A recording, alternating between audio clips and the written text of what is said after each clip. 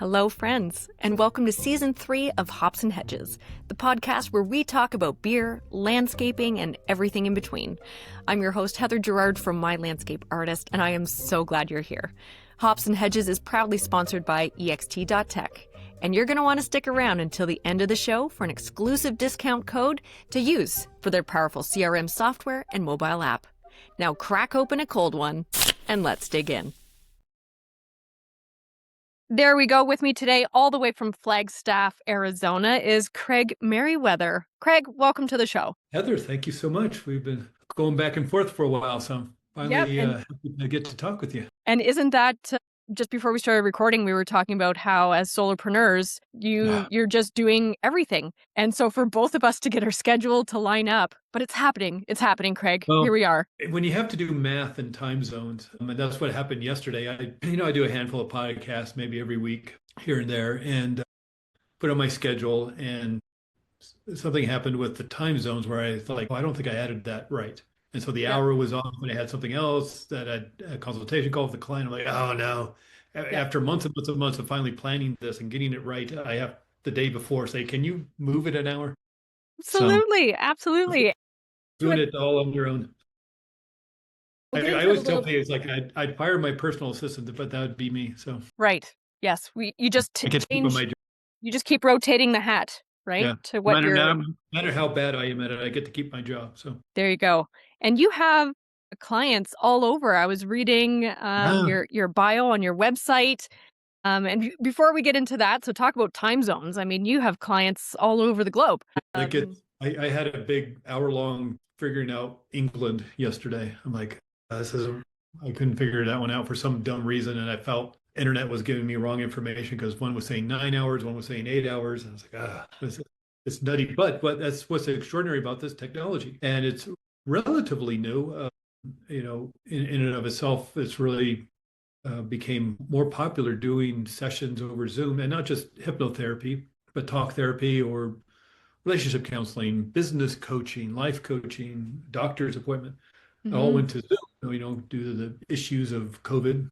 Some years ago. But what's fascinating about what the research has come out over the last few years, sociological research, is that Zoom sessions, whether hypnotherapy or talk therapy or something else, Zoom sessions work as well as in person, and actually may work better than in person because people are relaxed and comfortable in their homes. Right. It's convenient. You don't have to go across town. You live in a big town, London, New York, Tokyo, San Francisco. You don't have to go across town, be stuck in traffic, and then have to reverse direction and do it all over again once the session is done. You're at home, you're comfortable. Yeah. And so it works really, really well. And, one of the even cool things for me is I get to work with people around the world, around, of course, the United States and North America, Canada, but also, some of the unique places. I worked with a professional basketball player in Iceland. He's in the European League, and he actually went from Iceland to Spain to France. He's now coming to the United States to be a coach at one of the universities. And Bulgaria and Austria and Switzerland and I don't know, Tahiti. I work with somebody at Tahiti. I was American on vacation, but Puerto Rico, Costa Rica. It's extraordinary because of this technology. There's that reach. In fact, just a few months ago, the name of my hypnotherapy office was Arizona Integrative Hypnotherapy, because the original business plan was I'll work with people in Flagstaff and set up an office in Phoenix, about 2 hours away, and it can be warm in the wintertime. Flagstaff is at 7,000 feet, so we get snow, sometimes a lot of snow. And we're actually a nice hub for Olympic athletes and, any sort of athletes, really. But being that, we're higher than Denver. We're higher than Colorado Springs, where the Olympic training center is. Wow. So a lot of Olympic athletes coming here. But so I thought, I'd work in Flagstaff and Phoenix. How awesome is that? And, I work with so many people outside of Arizona now, I thought it was a hindrance to people maybe. And I kind of switched it to just me, Craig Merriweather, and releasethepast.com. But, the fun things of, as your business morphs and evolves over time with technology, I literally had to rebrand a few months ago. Wow. And technology is going so fast. Yeah. Just speed of light. And that's the thing, imagine where we're going to be in 10 years. I can't. My son turned 25 somehow last year and heading towards 26.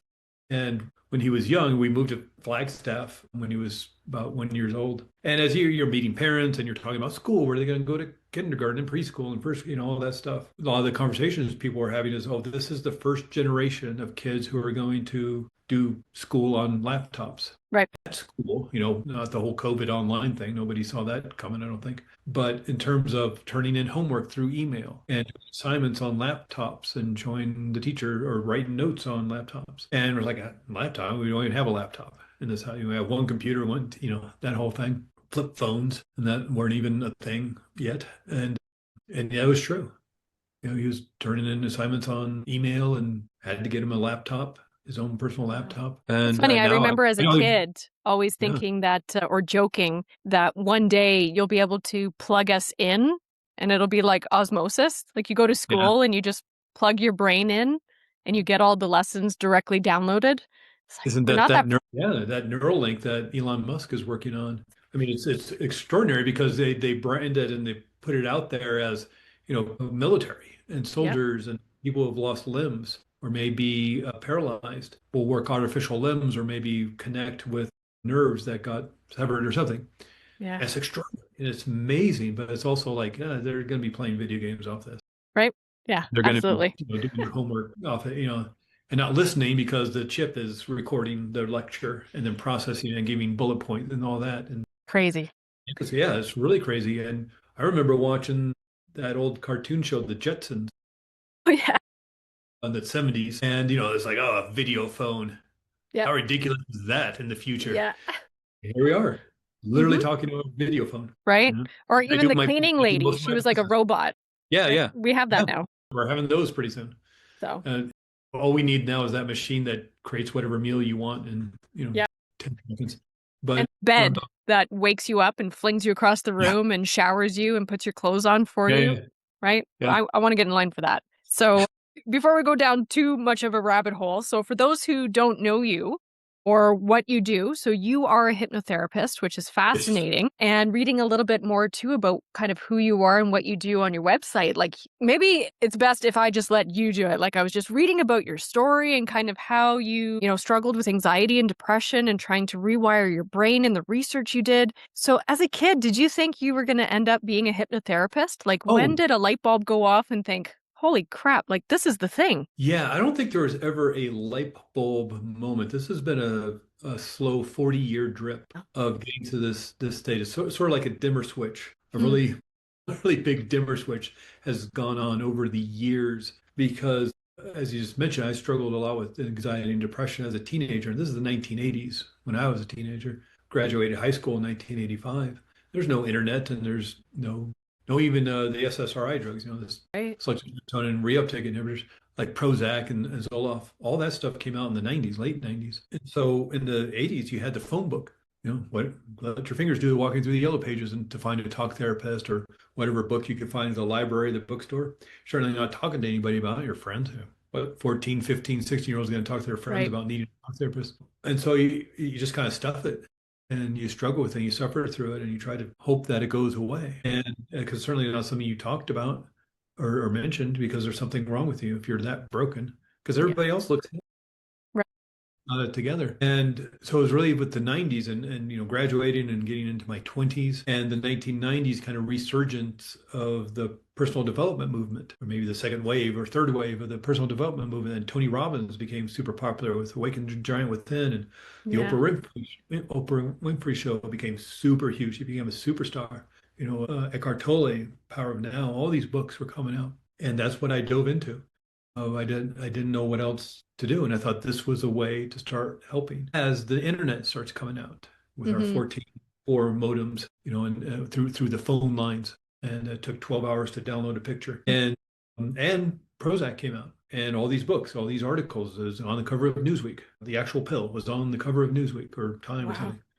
And so the discussion opened up, and there's these things called blog posts now you could access, and forums where there was discussions, and you could be somewhat anonymous. But because Oprah Winfrey was talking about it, because you could talk about it with your doctor, because it's on the cover of Newsweek, you could talk about it at parties. Not as a fun conversation, but it's like, yeah, I'm struggling, and you could connect with people, and they understood because they were too. Yeah. Alone anymore. And so one of the things that came out of that for me, in terms of the articles and the books and the blog posts, was that hypnotherapy was a great way to create improvement and healing in your life because you're working with your own subconscious mind. So, like the last chapter of a book or maybe the end of an article will be the 5 things you can do to change your life. One of them was always hypnotherapy. And as just over and over and over, it wasn't just a unique, well, this one person mentioned it. It's like everybody Right. was talking about it as Yeah. one of the things you can do.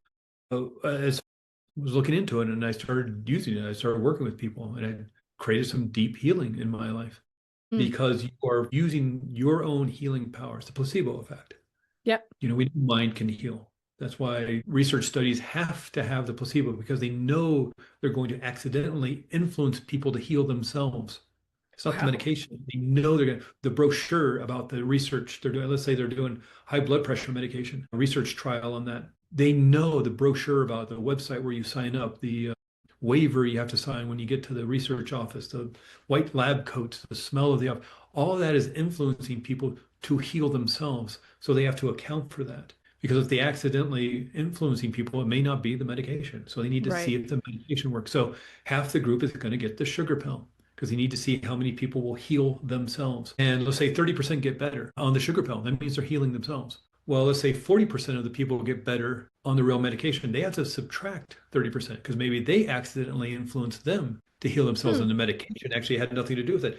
Really, only 10% got better, and that's good enough. They'll put it on the market at $80 a pill.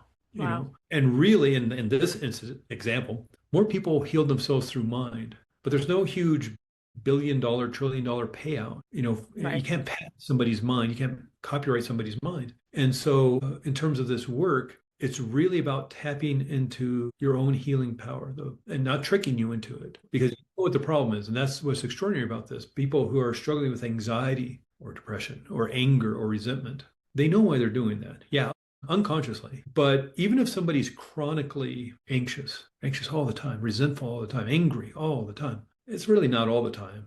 There are points in during the day. It's not like they're angry 16 hours a day, anxious Right. things, and they're asleep. There are points in their day, maybe it's lunch with a friend or going to see a movie or watching TV, or maybe it's just that last half an hour of the day when they're taking a hot shower and just letting go and get to finally get back to their book. There's a point when they're not anxious. Maybe it's having breakfast or exercising. There's a point where they're not anxious. The mind knows when to turn it on and turn it off. Hmm. So it knows why it's doing it, just like it knows to heal the cut on a finger. It knows Right. where the injury is. You don't have to, point to it every day and say, heal, heal, heal. It knows there's a problem. It'll start healing. If you ever had that experience, if anybody listening, maybe the scrape on the arm. And so, how'd you get that scrape? You're like, I don't know. I don't know Mm-hmm. why that's there. The subconscious mind knew there's a problem, started the healing process before you were even consciously aware of it. Mm-hmm. And so that's what we're tapping into in terms of therapeutic hypnosis. Hypnosis just being that relaxed state of mind and body. It's not about control. It's not brainwashing. It's not, turning people into zombies or Manchurian candidates to go assassinate the prime minister. Right. Taking back control, because if you're struggling with anxiety or anger, even physical pain that has no, known issue from a doctor, Yep. eyes, x-rays, nobody can figure out why there's this pain. If there's some issue around there, that's lack of control. If you can't stop the anger, if you can't stop the anxiety, that's out of control. If you're just triggered and you don't even know why to be Hmm. anxious, maybe you know why, maybe fear of flying or fear of something else, but you're out of control. Yep. So this will give you back control. It's almost like reverse engineering Hmm. what has happened.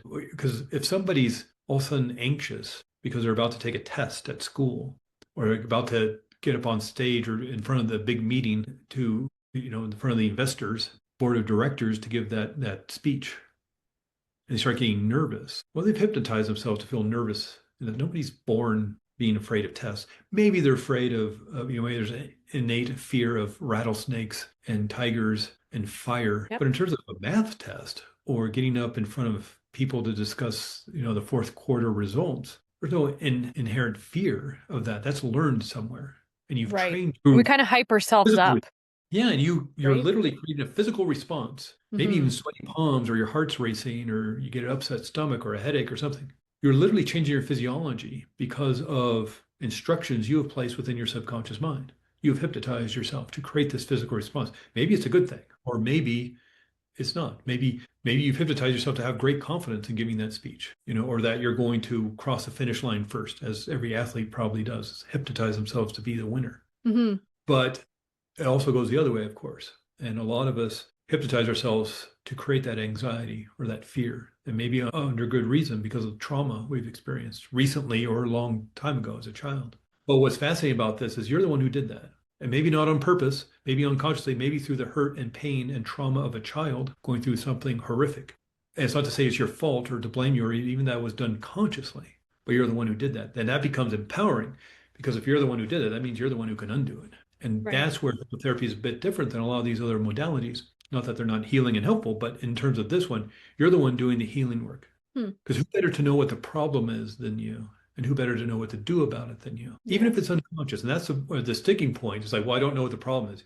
You do because you keep triggering the nervous system in this way due to it may be unknown to you, but part of your mind understands what's going on because it's Yeah. only happening in these certain instances at the math test, at the meeting, at the, getting up on stage with family, at Thanksgiving dinner. Hmm. These things, these patterns, these with relationships, with business, with finances, keep happening over and over again. There's a reason for that. And the reason may be unconscious, Yeah. but you know what it is because, a relationship pattern, you may not see that in work relationships, in business, in career, but you see it in romantic relationships or vice versa, or with finances, self-sabotaging, and yet you don't see that in romantic relationships. There are certain patterns that are happening in certain areas of life. It's not inherent. No, not all human beings do it that way. Yeah. We all beat our hearts and we all breathe our lungs and we all grow from a child to an adult. But in terms of the other things, you have trained yourself and practiced, yeah, unconsciously, possibly, and maybe for years because of a traumatic event, maybe even abuse somebody went through. But you're the one who did that. That means you can undo it. You can practice something else. And that's the power of this work.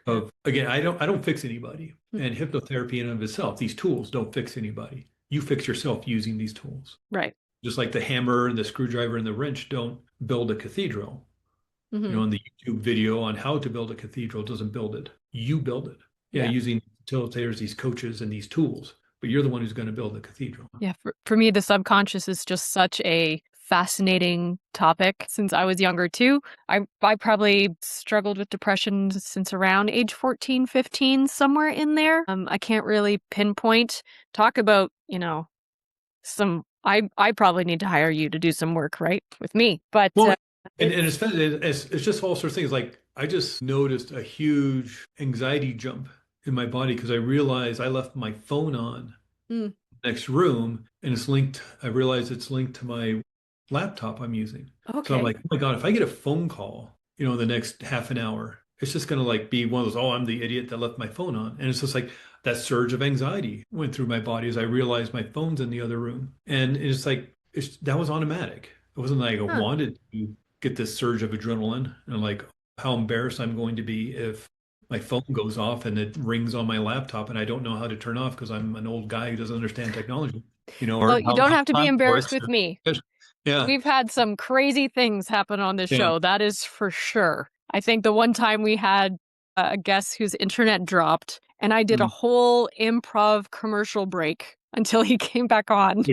Yeah. I don't even know what it was, but I think life is too short and things like that happen. So thank you Yeah. for sharing that with me. Yeah. Yeah. That's But it's and just the a certain automatic reaction. awareness. It's a certain Yeah. So, awareness too that you get when you start realizing that, you just said, like, I just got this surge of adrenaline and my anxiety went up because of this, right? yeah. And Well, how I many noticed that. times in our everyday life does our anxiety spike and we just have no idea? We're just walking through life like a zombie that Yeah. we feel like these things are happening to us, but we are in control if we just learn what's going on in here. Yeah. Yeah. I So, mean, I realized that a couple of weeks ago I was on another podcast and before it, she was saying, oh yeah, and I edit the podcast. If people are saying a lot and making positive, I clean it up and edit it up. And that she kind of hypnotized me to like really notice my ums.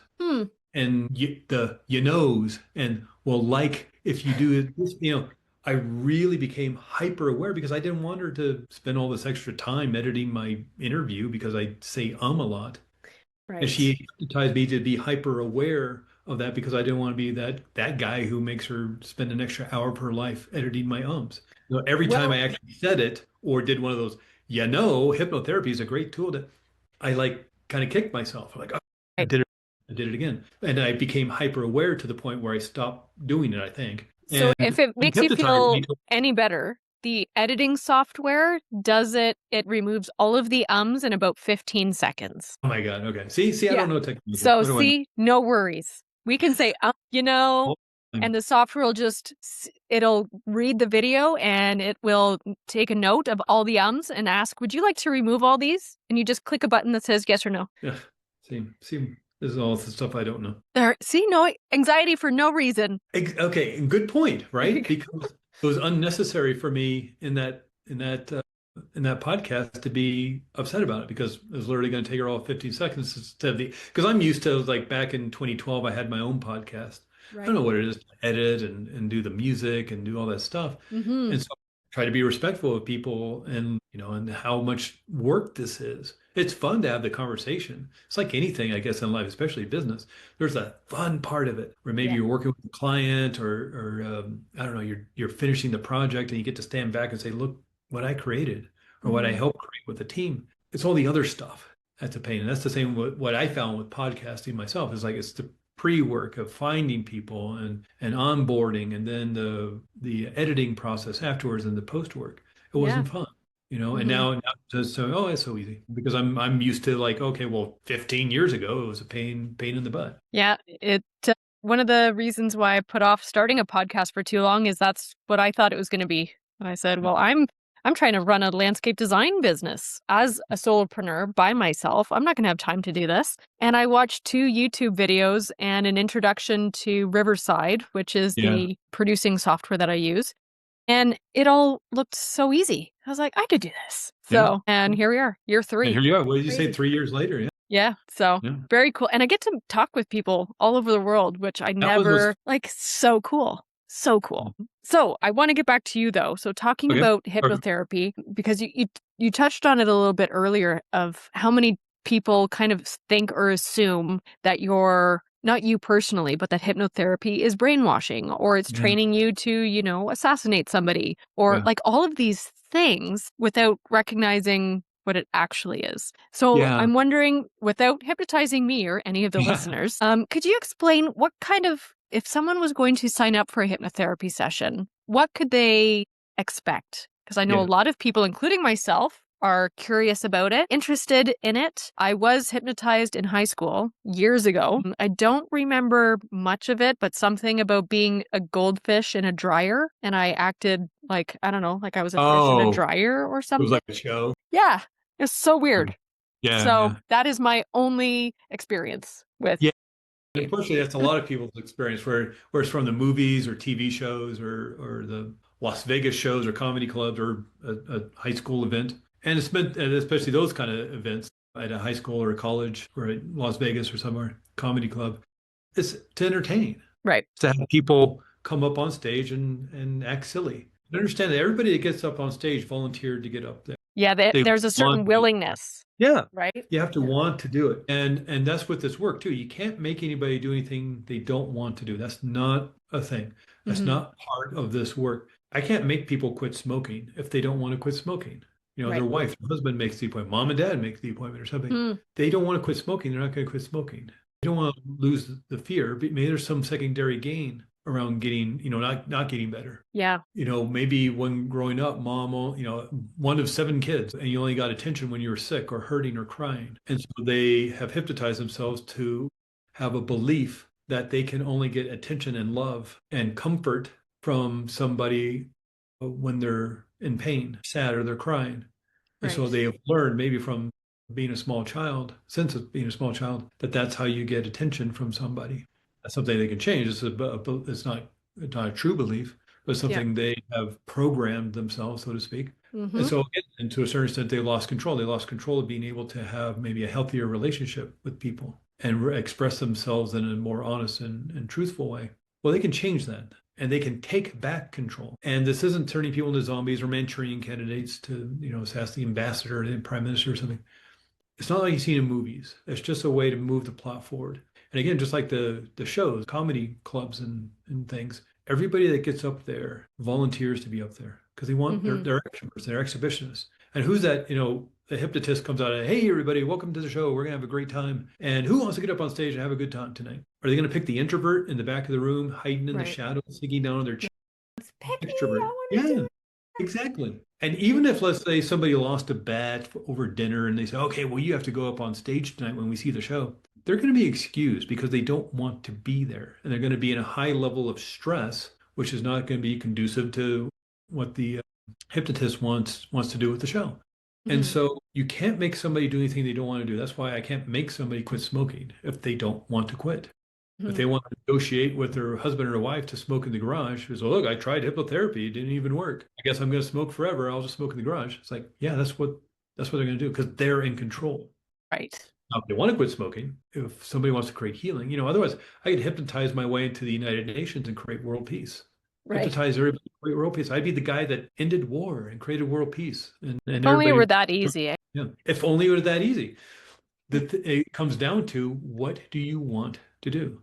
Do you want to keep the hurt? Again, there may be some secondary gains that you feel important enough to keep the hurt and the pain, or maybe it's just an unknowing of what the issue is and not knowing how to fix it. Or maybe you're ready. Maybe you're ready to create deep healing and you know what the problem is. That's the extraordinary part. Even on an unconscious level, maybe that conscious part of mind doesn't understand the full breadth of the core issue. Some issues around patterns with people and relationships and money and business, but the core issue may be something deeper that happened a long time ago. Your Hmm. subconscious mind knows what it is because it's created this huge armoring of yourself, this huge protection protocol that has a lot of different levels. Pretty Hmm. extraordinary, actually, what we do to protect ourselves. Yep. And if someone got hurt as a child, maybe through a really traumatic set of experiences over years, even, you're going to set up some pretty heavy armor. But that doesn't mean you have to carry it for the rest of your life. And that may have been the best thing to do as a child. That may be a genius thing you did as a child, to be small and to hide and to keep your voice quiet and not to speak out. That may have kept you very, very safe in a very unsafe situation. Hmm.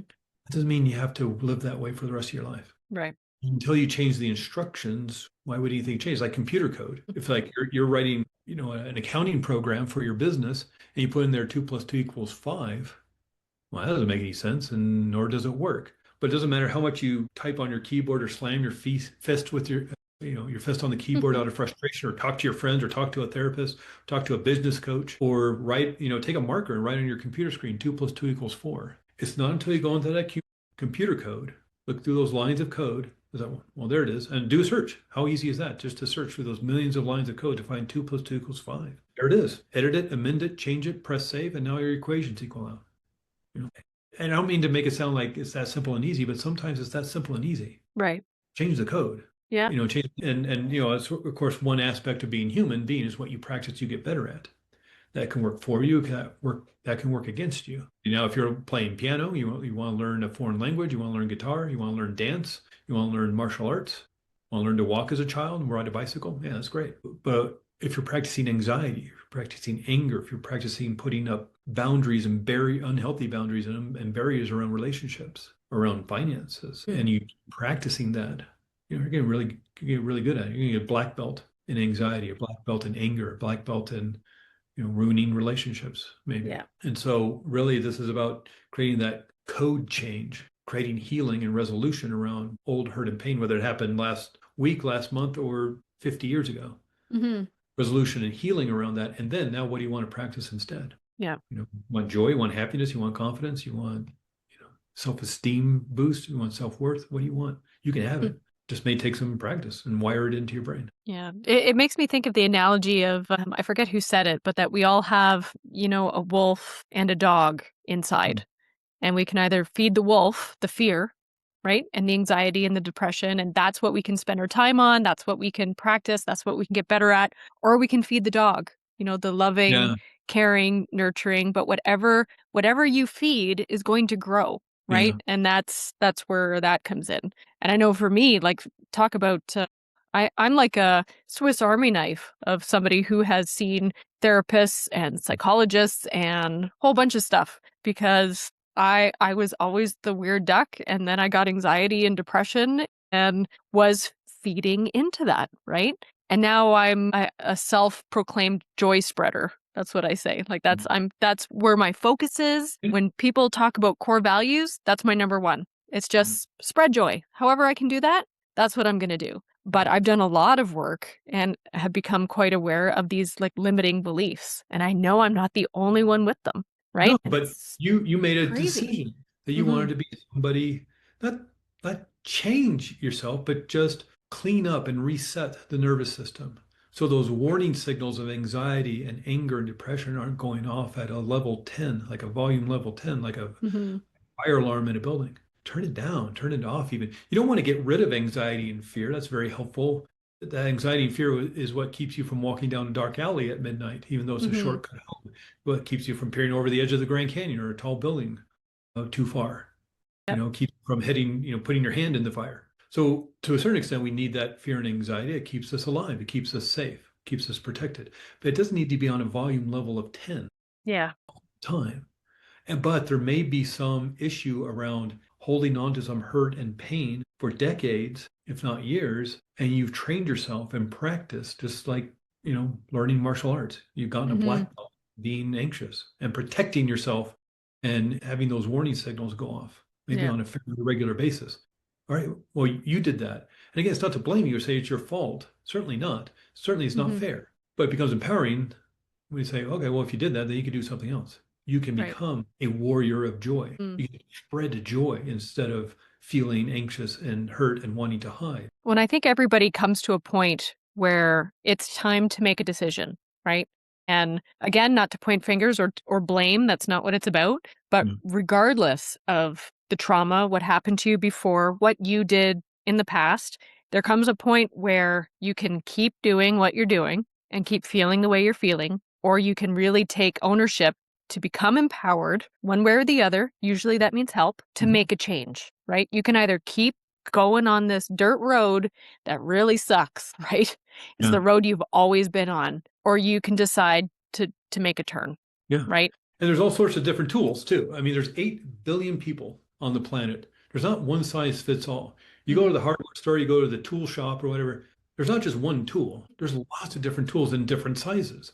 Yeah. And so hypnotherapy is just one of them. I think it's an extraordinary tool. Of course, I've had personal experience with it, and that's why, it's that whole thing of that 70s commercials. Like love the company so much, I bought the company. Yeah. It's like I love this work so much that I wanted to learn how to do it and help others.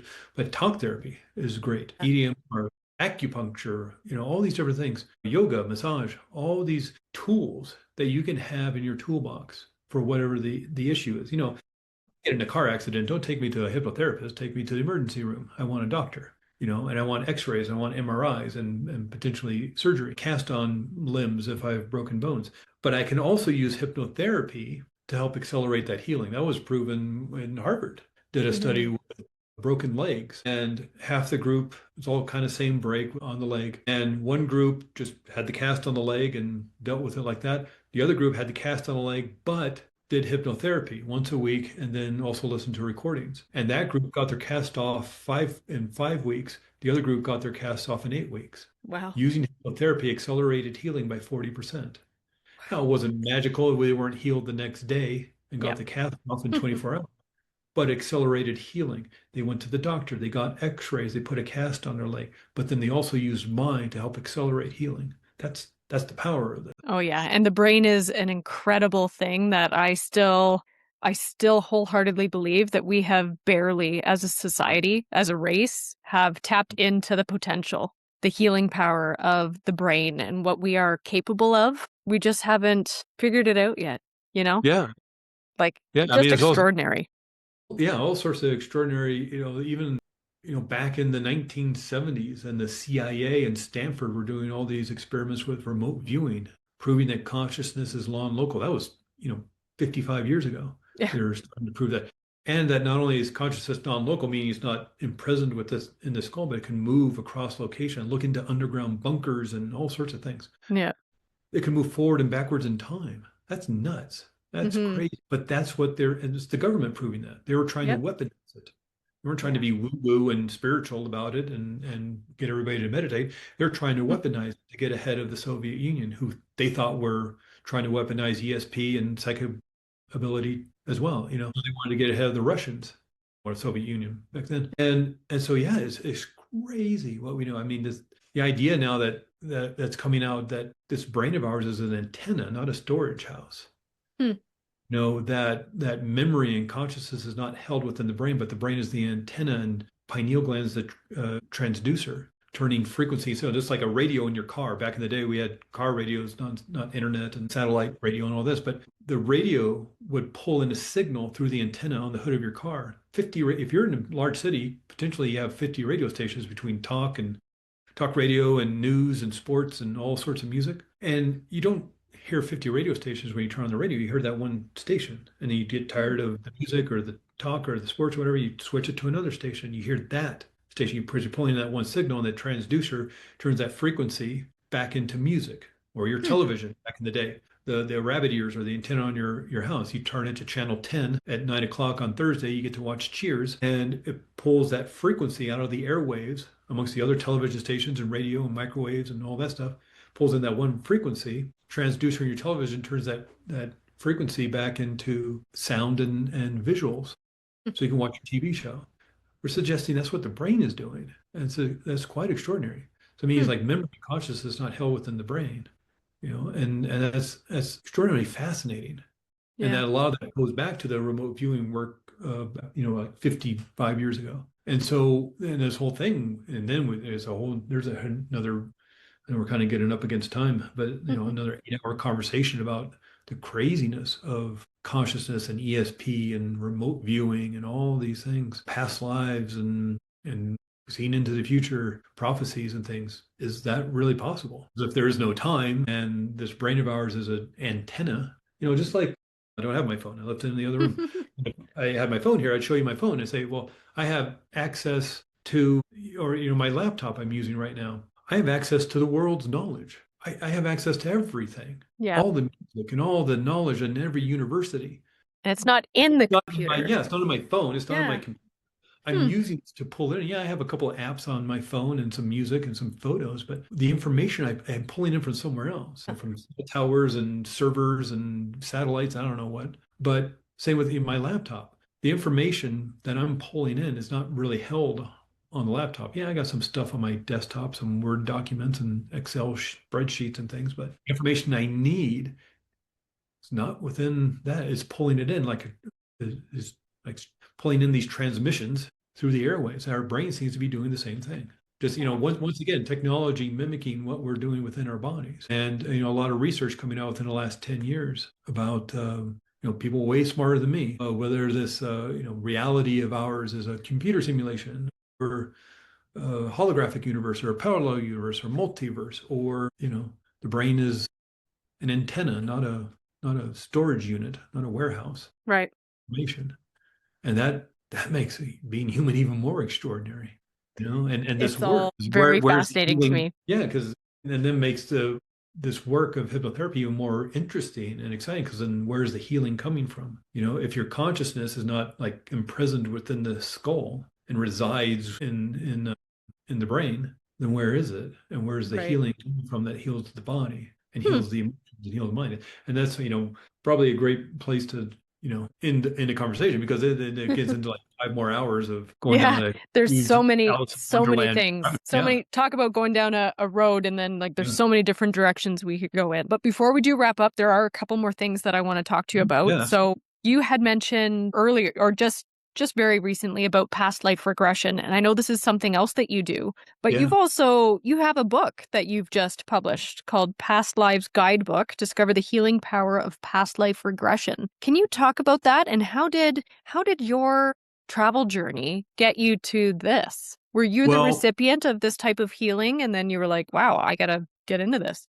Basically, yeah. The kind of, again, trying to make a long story, 59-year story kind of short, is there's kind of 2 big aspects of my life that influenced me growing up. One was anxiety and depression. I guess that's 2 things, but the anxiety and depression, and then more like spirituality and religion, because I grew up in the Episcopal Church. That's kind of Catholicism light, as well as went to a Baptist school from 6th grade. So religion really, and it's not that my parents were religious, it's just you went to church on Sunday, and that's where all my friends were, and private school was supposed to be better than public school. So I went to private school. It just happened to be run by Baptists, but it was like Bible class every day. It was chapel once a week. It was going to church, and doing all church functions just for something to do, to be social. And so the brightness I would see in my life, the rays of sunlight that would come through the gray clouds, were always associated with religion or spirituality. And so I looked to that pretty deeply as I grew older. It's like, well, things that really made me happy and opened up my heart and made me more joyful and happy were all related to religion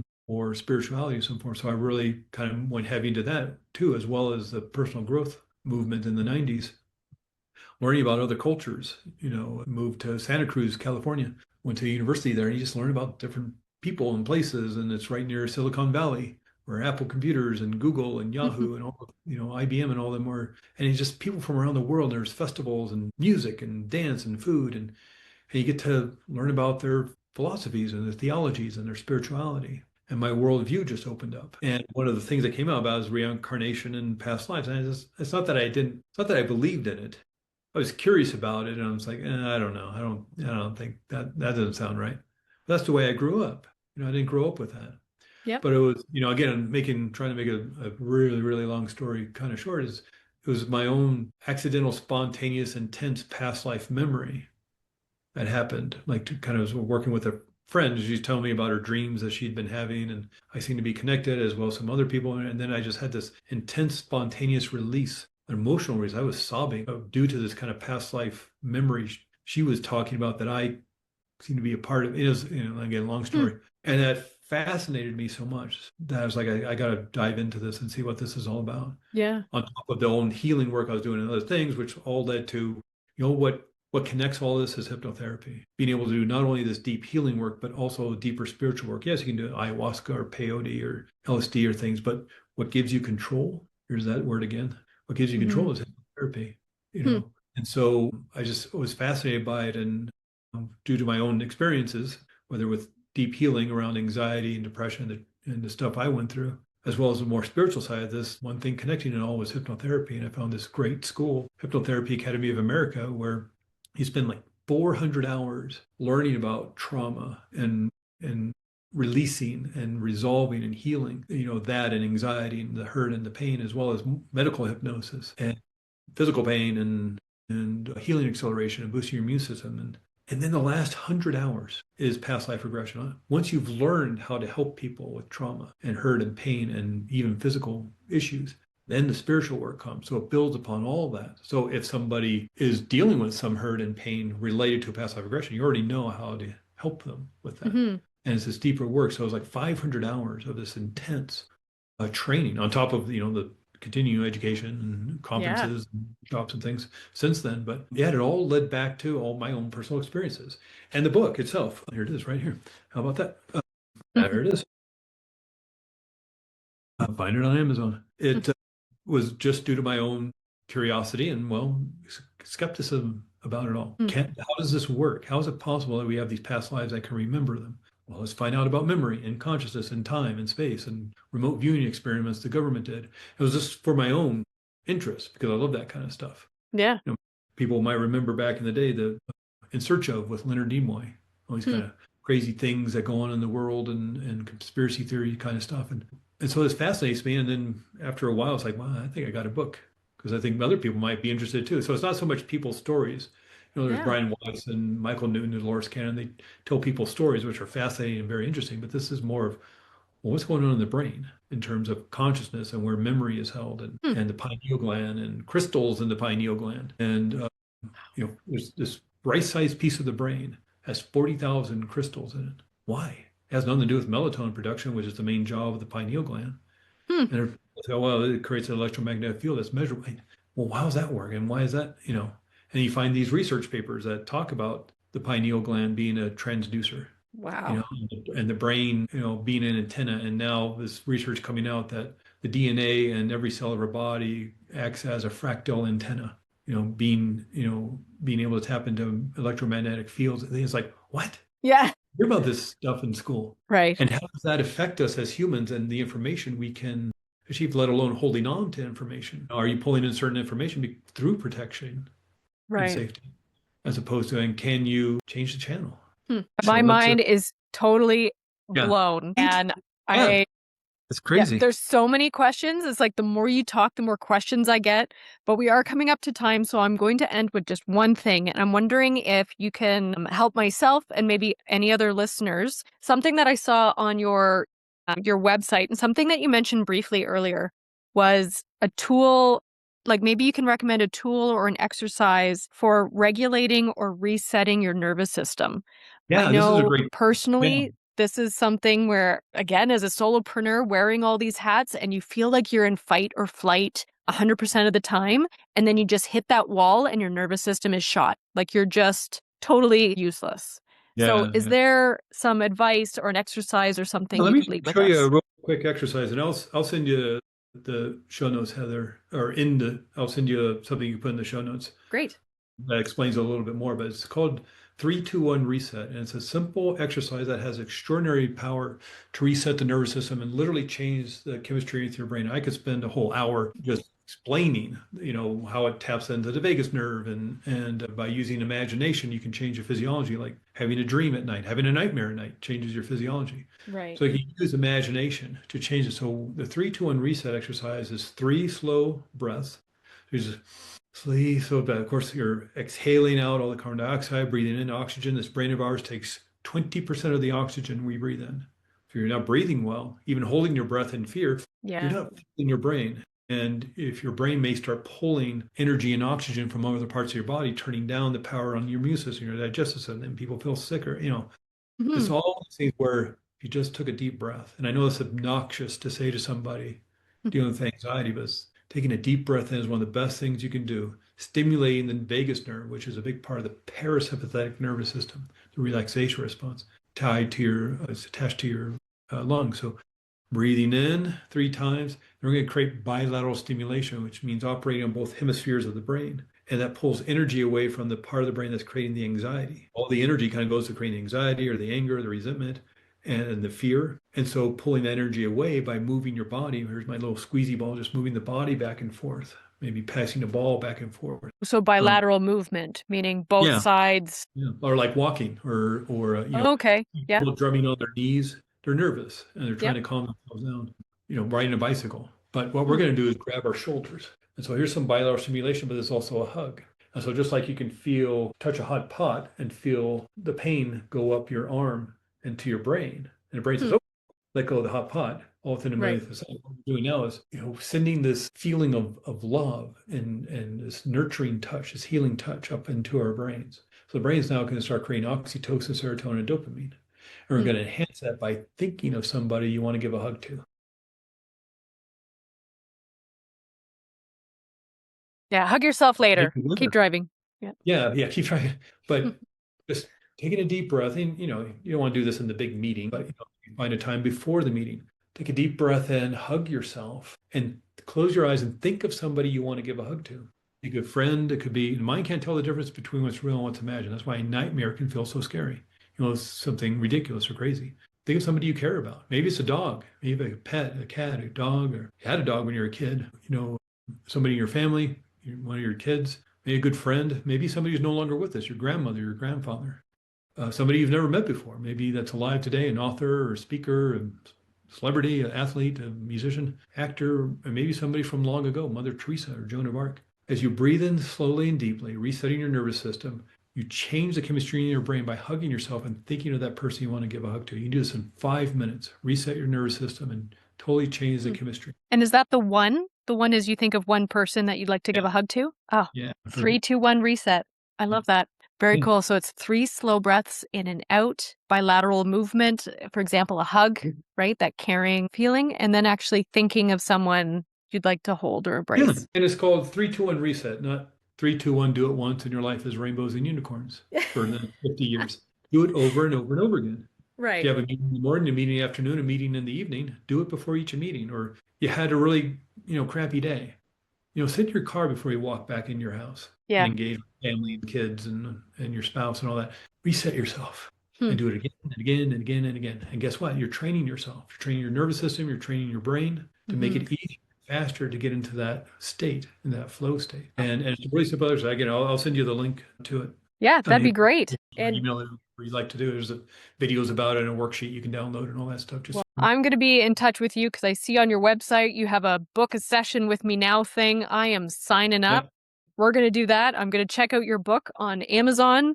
Again, that's called Past Lives Guidebook, Discover the Healing Power of Past Life Regression by Craig Merriweather. And then your website is sacredmysteryhypnotherapy.com. Yeah, that's more the spiritual side of things. I kind of have the two brands, Sacred Mystery Hypnotherapy, and then the other one is releasethepast.com. And I'll send you all. I know that's a lot. Yeah, perfect. Sacred Mystery Hypnotherapy and releasethepast.com gets you to more clinical side of things, but either way gets you to my email or my phone number, and we can do a Zoom call or talk over the phone. Just to have a consult and see if this is right for you. That sounds wonderful. So, Craig, thanks again so much for coming on the show, chatting with me for the last hour, all the way from Flagstaff, Arizona. I'm tuning in from London, Ontario, and it's been really great talking with you. So, wish you all the best, and I'm sure I'll see you around. See you around. Cheers. That brings us to the end of this week's episode of Hops and Hedges, hosted by me, Heather Gerard of My Landscape Artist. Now, before you go, here's a quick word from our sponsor, ext.tech. In today's fast-paced world, landscaping businesses need modern tools to keep up with constant change, and that's where EXT comes in. EXT is transforming how landscaping, snow removal, and construction companies manage their operations. Using streamlined client management, real-time financial insights, and a modern mobile app your team will actually enjoy using. And with flat-rate pricing, there are no surprises, just clarity and control. If you're ready to revolutionize and grow your landscaping business, visit ext.tech to learn more. For additional savings, use the code HOPS10 at checkout, or just tell them that Heather sent you.